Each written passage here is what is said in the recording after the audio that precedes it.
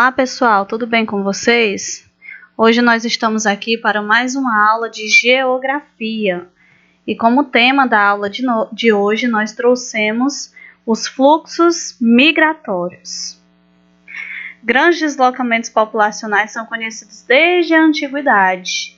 Grupos humanos deixam seu lugar de origem em busca de melhorias em suas condições de vida, muitas vezes fugindo de calamidades naturais, como secas e invernos rigorosos e prolongados, e de perseguições políticas e religiosas. E aí nós temos uma imagem que representa esses movimentos de migração. É importante a gente saber que os movimentos de migração, eles se dão de forma interna ou externa. Quando a gente estuda a dinâmica das populações, a gente precisa discutir as migrações como fluxos populacionais permanentes ou episódicos, compulsórios, como as migrações de refugiados de guerra, ou espontâneos. Esses movimentos, como eu havia falado, eles podem ser internos.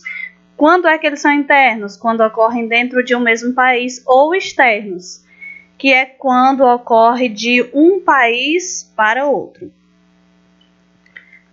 Principais movimentos migratórios. Segundo o relatório das migrações no mundo de 2015, publicado pela Organização Internacional das Migrações, estimam-se que existam 232 milhões de imigrantes internacionais e 740 milhões de imigrantes internos no mundo.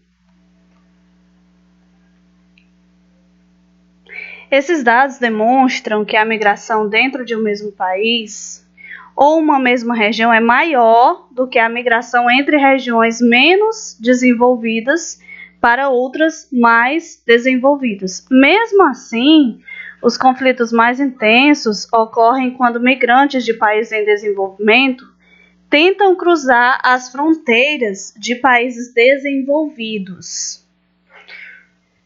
Políticas restritivas de imigração podem criminalizar os fluxos migratórios e dar origem ao crescimento de assentamentos informais, que são aí verdadeiros acampamentos de população em trânsito que lá vivem em condições muito precárias.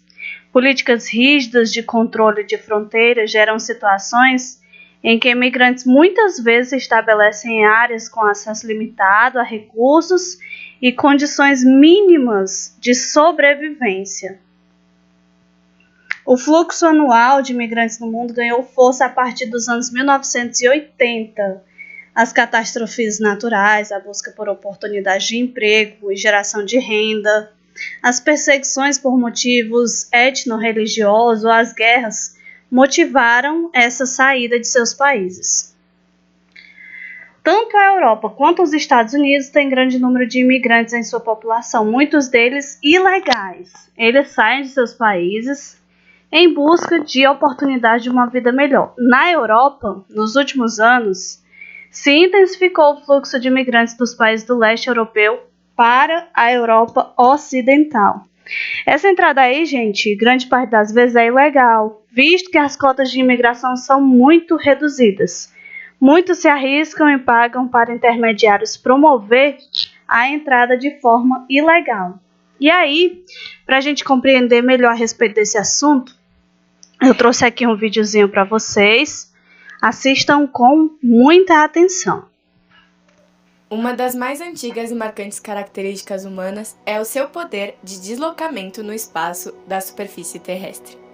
Quando se trata de movimentos populacionais que envolvem dois países diferentes, eles são chamados de migrações internacionais. A pessoa que sai de um país para o outro se torna um emigrante do local de origem e um imigrante no seu destino. Para deixar mais claro, emigrante é aquele que sai de um local, já imigrante é aquele que chega num determinado local.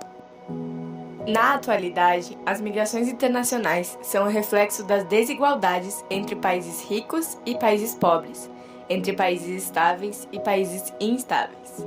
O modelo político do país, a falta de liberdade de expressão, A ausência de jornais privados e a coibição de alguns regimes políticos são fatores que contribuem fortemente para a imigração de países aonde as liberdades fundamentais são mais eficazes e, sobretudo, respeitadas. Há também os chamados refugiados, que são aqueles que mudam de região ou país para fugirem de guerras, conflitos internos, violação aos direitos humanos e perseguição de cunho político, étnico, religioso e entre outros. Podemos citar o conflito na Síria, que deu origem a cerca de 1,5 milhão de refugiados registrados em julho de 2013. Segundo o estudo, a presença contínua de uma longa situação de refúgio é um lembrete de que a travessia nas fronteiras internacionais não é opcional, mas sim a única alternativa viável para milhões de pessoas. Segundo os dados da ONU, em 2013, 3,2% da população mundial eram migrantes internacionais, aproximadamente 232 milhões de pessoas. Em 2005, a Europa acolheu 34% do total de imigrantes, a América do Norte 23% e a Ásia 28%. Apenas 9% viviam em África, 3% na América Latina e 3% na Oceania.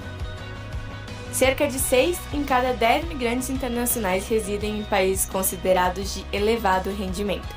Além disso, nos países envolvidos, as mulheres migrantes excedem em número os homens migrantes.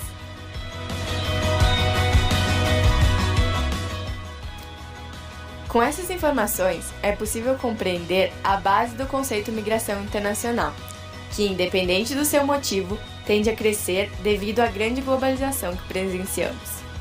Contudo, ela pode ser encarada de outra maneira, uma maneira que proporcione o aumento da competitividade e competência entre os povos e populações, de modo que exista uma maior interação cultural e social em âmbito mundial.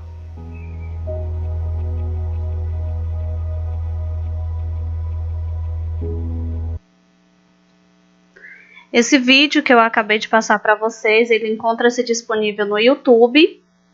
E eu vou deixar o link para o acesso dele, caso vocês tenham a necessidade de baixá-lo, aí na descrição do vídeo, tá certo? Gente, vocês podem fazer o aprofundamento desse conteúdo a partir da página 161 até a 167 do livro de vocês. Eu também peço encarecidamente que vocês acessem a plataforma e respondam à atividade que está disposta através do Google Formulário. Vocês podem pesquisar essas respostas nas páginas 161 até a 163. Gente, muito obrigada pela atenção. Fiquem com Deus e até a próxima.